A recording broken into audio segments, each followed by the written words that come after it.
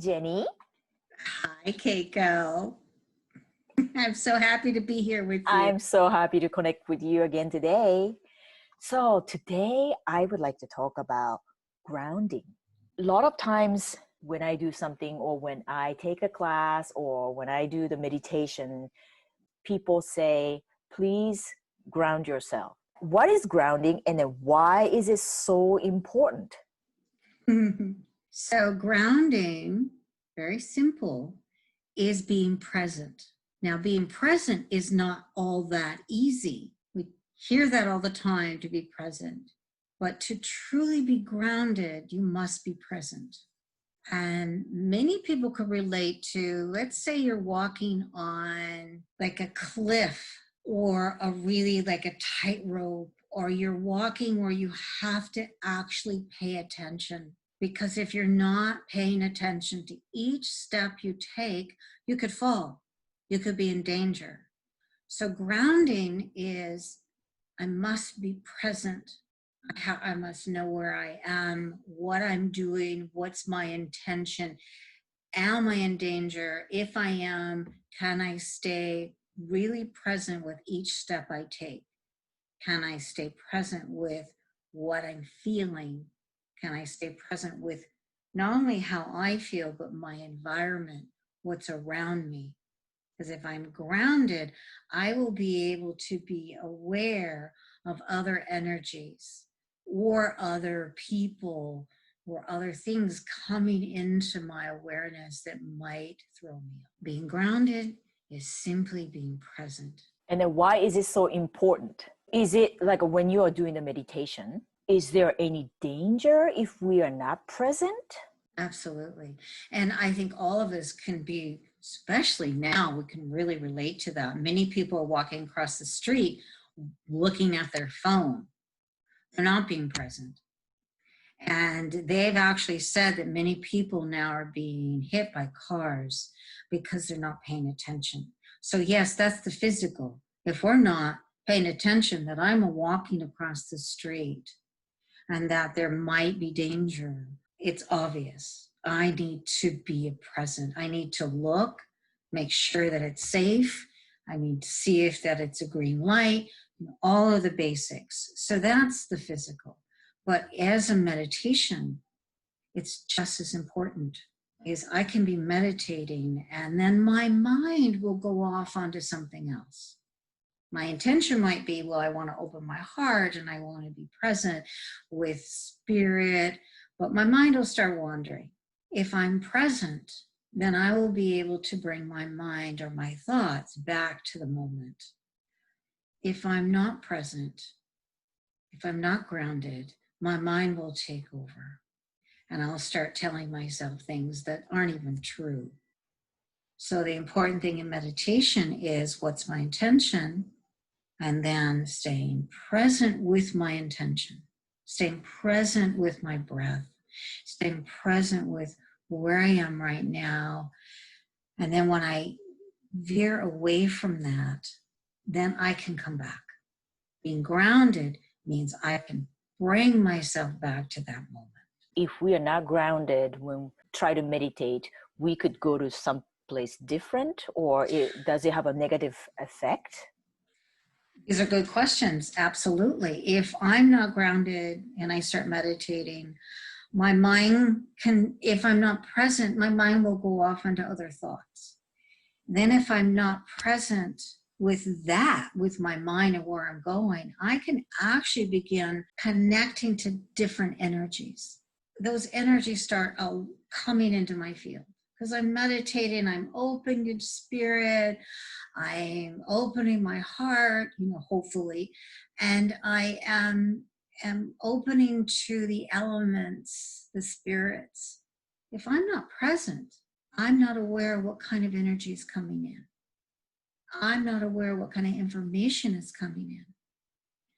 If I'm not present, I'm not aware whether I'm in danger or not. My mind will be telling me one thing, and I will be sort of opening to this illusion that everything's okay. Meanwhile, there might be another energy coming in that doesn't serve me, that pulls me away from my own presence And so therefore I'm no longer grounded. What would be the best way to ground ourselves? There are many ways. One is, what's my intention? I go back to the physical, because let's say you're doing yoga. What's your intention when you're standing on one foot? When you're trying to balance yourself? If your intention is other than staying in your body, paying attention to that, I'm on one foot, and being there, truly being there, then you're going to fall over. So it's recognizing the first step of being grounded is my intention.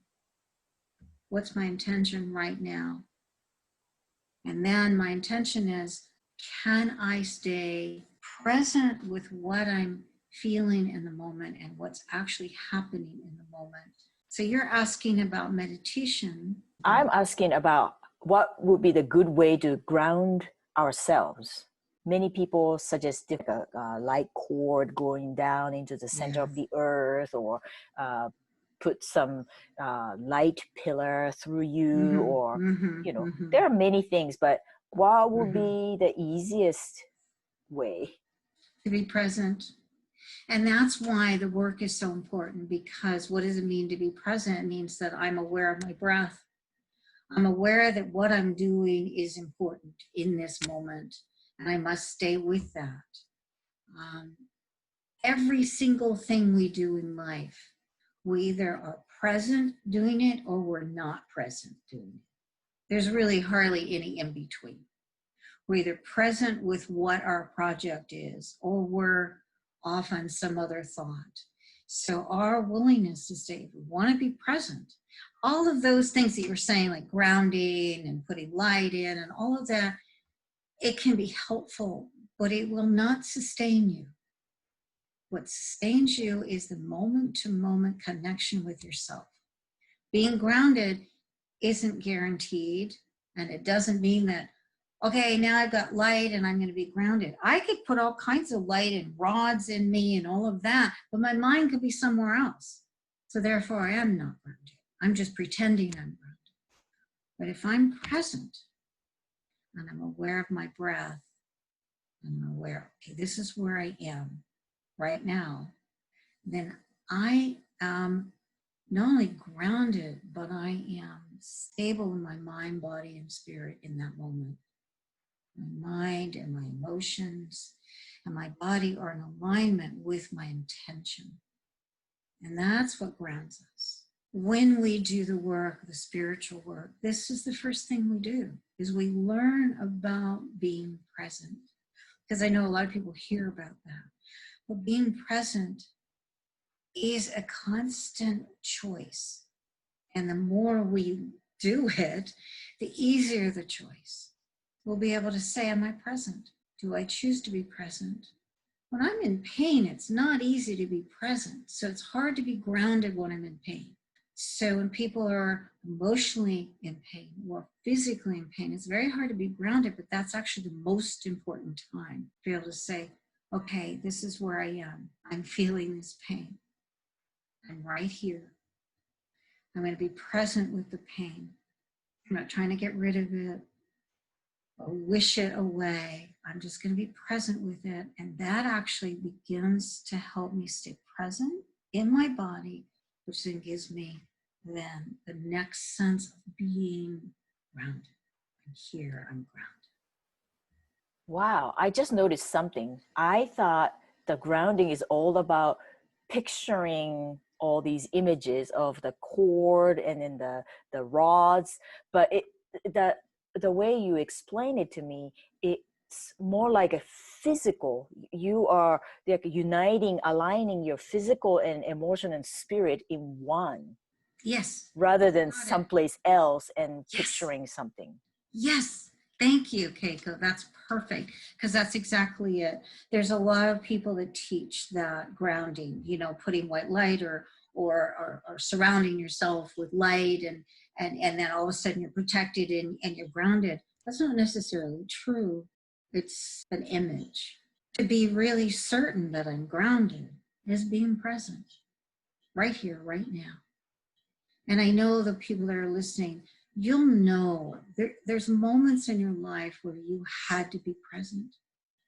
May not have been all that pleasant, but you had to be.